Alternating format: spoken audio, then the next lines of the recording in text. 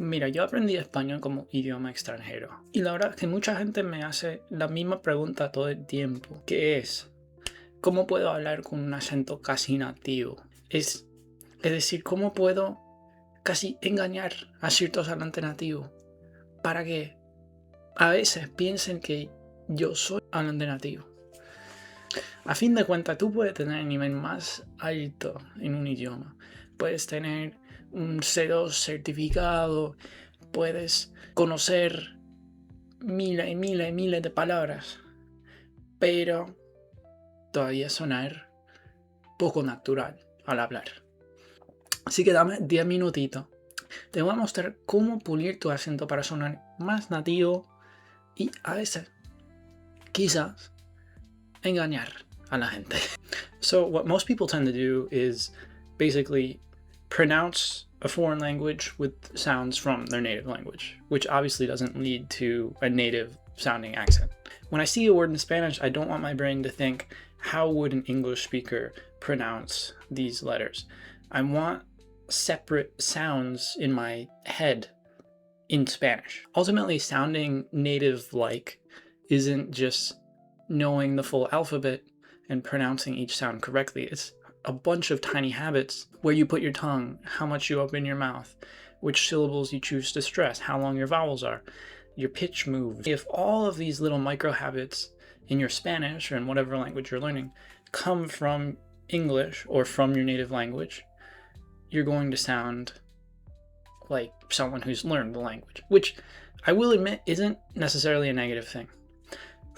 It's not necessary to sound native, but it is interesting. It's an interesting goal, and it's a fun goal if you don't turn it into this excruciating mental punishment. I think it can be treated as something fun, and ultimately the goal should be to sound more native, to sound more natural, not to aim for some hyper native accent that you might never actually achieve. Step 1, learn the sound system. So the first thing I would do is learn all the sounds of the language, because ultimately every word you're going to pronounce in a language is composed of a certain number of sounds. If you learn all of the sounds in a language, you can theoretically pronounce any word. So before you learn vocabulary and grammar, just focus on the unique sounds in that specific language. Each language has a specific set of sounds that probably don't exist in your native language. Luckily in Spanish, we don't really have a lot of these. These little differences are really important because in Spanish you get words like pero and perro.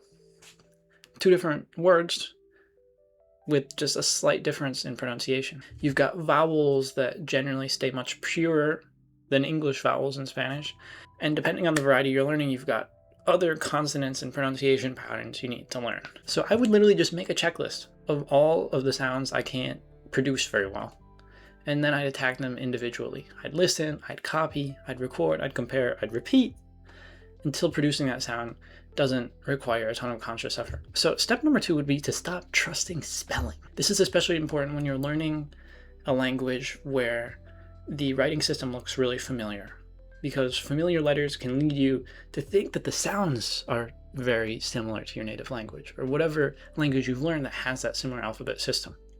French is a perfect example.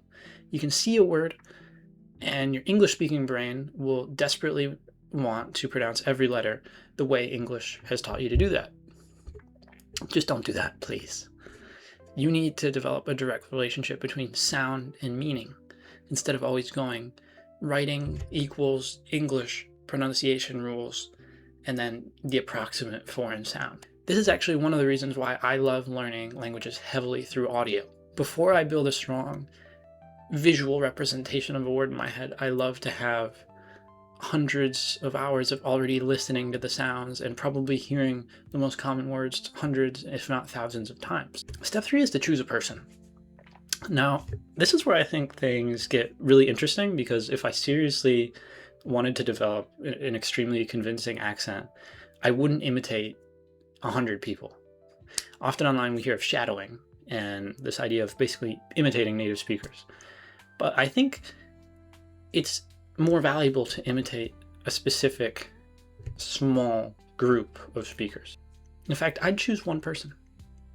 Someone who's obviously a native speaker, someone who's roughly the same gender and age range as me, someone who has an accent I actually want, someone who has hundreds of videos that I can spend time imitating, whether that's a YouTuber, a podcaster, an actor with a lot of interviews, whatever. Basically, you choose this person as your pronunciation parent.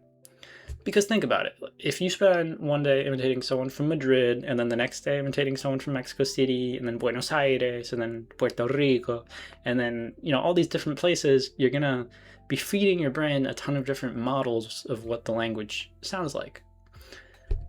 And that's fantastic for your comprehension, but it can sound weird if you end up mixing all of those different accents. So pick one consistent model and then broaden out your input if you want to be able to understand those different varieties. But I wouldn't recommend mixing Buenos Aires and Puerto Rico because that would just get weird. Step 4, shadowing. So this builds right on top of the topic we just touched on. Shadowing is how you are going to imitate the parent you have picked.